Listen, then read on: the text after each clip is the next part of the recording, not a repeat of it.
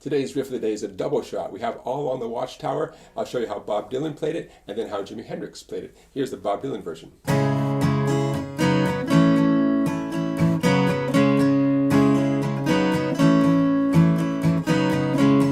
Now for Jimi Hendrix, we're going to lose the capo and it sounds a little something like this.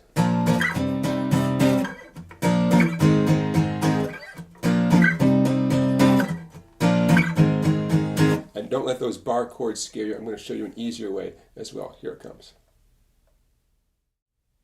So the original version from Bob Dylan.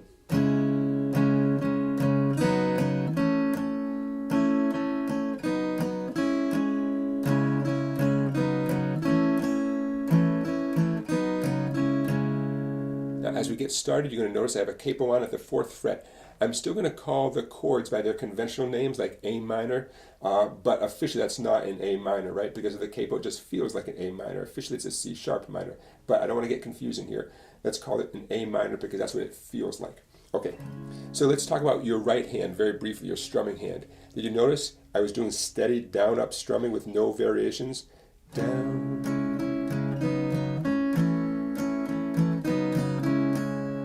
See that? Nice and smooth and steady. That's going to be crucial for you to establish right from the beginning. Smooth, steady, down-ups that never vary. If you went down, the next thing is an upstroke. There's no monkey business over here. Okay, so, and we'll get more into the right hand in a minute, but let's talk about your fretting hand. Here's what you need. You need an A minor chord, of course. You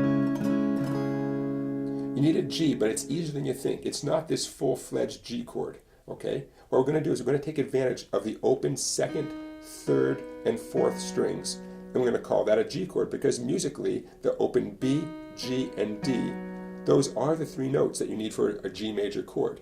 And we're on that chord very briefly, coming out of the A minor, going into the G, that we can actually get away with not fretting a conventional G. This is a good thing, by the way. Hope my description doesn't sound confusing. This is a good thing. This means you're on the A minor, and you let go of the A minor, and you have an automatic G, as long as you're careful to not strum the 1st or the 5th and 6th strings. Lastly, an F major chord. Now, I'm sure you have a variety of opinions and concerns about playing F. If you've mastered F, play it in whatever way you've mastered F. If you have any concerns about how to play F, or if you're curious about how I play it for this song, I have a video in the description below. There'll be a link, and it's on how to play a bunch of different F chords. So when you feel ready for it, go down to that description, click on that link, and F chord options. I think you'll like that video. The way I'm playing F for this song, I'm actually avoiding the 1st skinny string altogether. I'm fretting 2nd string 1st fret with my index finger right there. 3rd string 2nd fret with my middle finger. My 4th finger goes next, 4th string 3rd fret, and my ring finger finally 5th string 3rd fret. And I'm simply avoiding the 6th and the 1st strings. Actually, if I lean just right, I'm going to deaden out the 1st string anyways with the flesh of my pointer finger. That's why I'm playing F for this song, and it works great.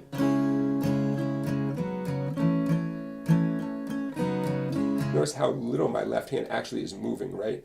Keep your fingers as close as possible. None of this boing kind of motion getting away from the guitar. Okay, so what we have so far is that nice steady stream of downs and ups. I think you get the idea there.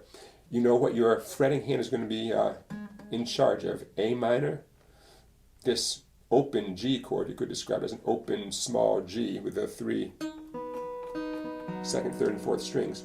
And lastly, F in whatever form you choose. I really like this F for a variety of songs for a variety of reasons. Okay, now let's put the 2 hands together, right? I'm going to describe this in terms of downs and ups. A minor. Down, down, up, down. Now here comes the G. Up, down. Here comes the F. Up, down, down, up, down. Here comes the G. Up, down. And it's about to head back to the beginning. A minor. Up, down. Again slowly from the very beginning. Down, down, up, down, up, down, up, down, down, up, down, up, down, up,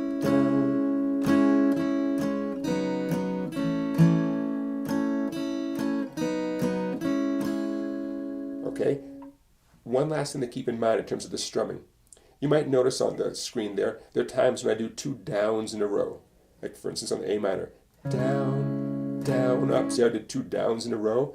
Well, silently between those 2 downs, of course I'm coming up silently between those 2 downs, which helps maintain this whole down, up thing. That's why my hand looks so natural over here. I'm always going down, up. Occasionally I'm not hitting on a certain stroke, but I'm still moving down, up. Down, down, up, down, up, down, up, down. Okay, so the down, ups are never varying. There are occasions where you just simply don't strike the strings on your way up, but you're still moving that motion. Other tips I have for you: hold the pick very loosely. The looser the better, almost to the point of dropping the pick, okay? Right on the edge of dropping it. Also, I'm really focusing my strumming in on the 4 center strings. I'm really not hitting the 1st or 6th strings very much, partly because of how I'm choosing to do F, partly because it sounds fine without stressing out over the 1st or 6th strings at all.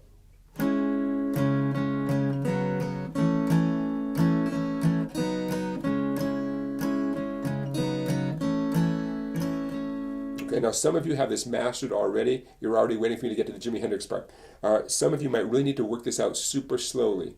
Like I said a moment ago, with a nice down, down, up. And don't worry, if that's how slowly you have to go to get the downs and ups and the chord changes correctly, that's great.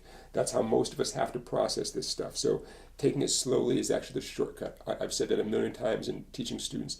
If you want to achieve something quickly, practice it slowly, and you'll do great. All right, you ready to lose the capo and get into the Jimi Hendrix version? Here it comes.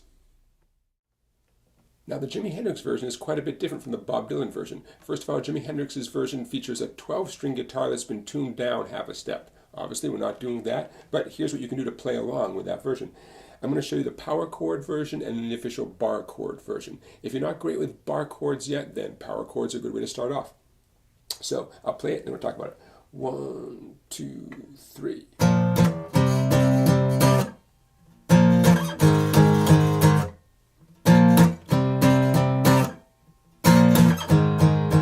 Notice how my left hand never really changed its basic shape, right? The classic power chord shape. 6 on the 6th string, index finger, and then your ring and pinky, both on the 8th frets on the 5th and 4th strings. A B flat power chord. You do 2 of those. Lightly glide up 2 frets, and 4 of those. That's a C power chord. So far we have 2, 3. Notice my fingers did not leave the guitar, right? But neither did I slide up with a lot of pressure. I lightened my pressure just enough that I could glide up to the next frets, next set of frets. Okay, and that's the first half. Second half, same riff, just moving backwards this way. So I have the same starting point, 6, 8, 8. Glide back to 4, 6, 6. 4 times.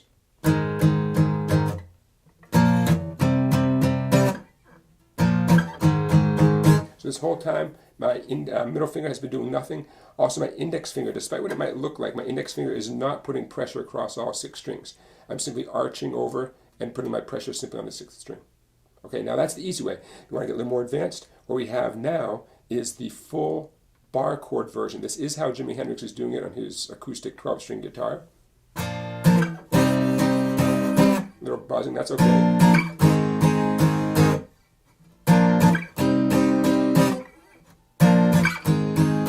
As you practice bar chords, don't stress out over a little buzzing now and then, you know? That'll take care of itself as you get more comfortable with them. So we have a B flat major bar chord. Notice it still has the index, ring, and pinky just like before, okay, from the power chord, but instead you have the index finger stretching across all 6 strings, and second finger, middle finger, 7 on the 3rd string.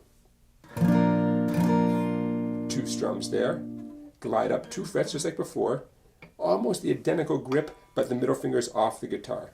Full bar, ring and pinky, 4 strums. So far we have slow motion, 2, 3. Back to where you started from. Backwards 2 frets, exact same grip.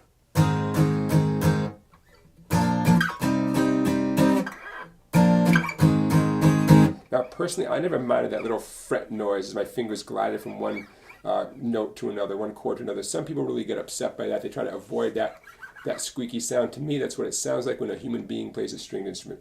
So, you know, I'll leave that up to you. But I know I've had students who really get bothered by that sound. They try to see if they can avoid it. It doesn't bother me at all. Officially, we have a B flat major to a C minor, and a B flat major to an A flat major. And there you go. So, to play along with the Jimi Hendrix version, 2, 3.